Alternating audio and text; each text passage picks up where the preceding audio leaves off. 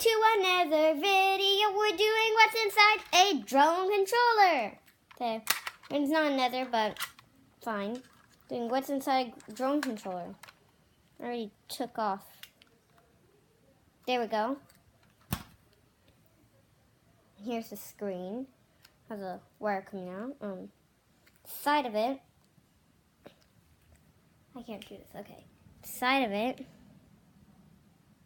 Just a thingy. Okay. And then here, see a lot of stuff. This in there. Okay.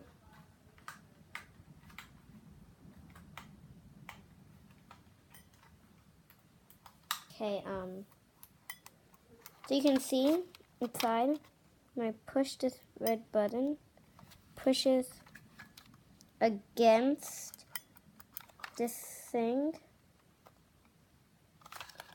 And I don't know what it does after that, but it does something. It makes it turn on.